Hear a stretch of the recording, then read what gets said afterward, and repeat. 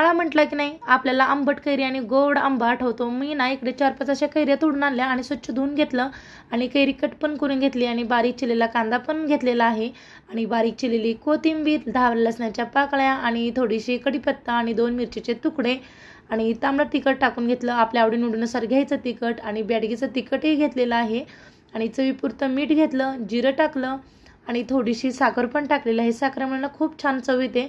आंबट कैरी असेल ना थोडीशी साखर टाकायची, त्याच्यामुळे चव भारी लागते बरं का। आणि 2 तास भिजत टाकून घेतलेली हरभऱ्याची डाळ, आपण ना आंबट कैरी असेल ना अर्धी वाटी किंवा 1 वाटी हरभऱ्याची डाळ वापरायची, तुम्ही पाहू शकता। इकडे ना कैरीची चटणी रेडी झालेली आहे। आपल्याला हवं असेल तर ना कैरीच्या चटणीला फोडणी द्यायची आणि चला म्हटलं पॅन गरम झाला आणि त्याच्यामध्ये थोडंसं जिरं मोहरी टाकून घेतली। जिरं मोहरी चांगली फुलली ना त्याच्यामध्ये थोडासा कढीपत्ता टाकून घ्यायचा आणि गरम गरम असा एक तडका द्यायचा आणि आता आपली कैरीची चटणी तयार आहे। व्हिडिओ आवडल्यास लाईक शेअर सबस्क्राईब। बाय।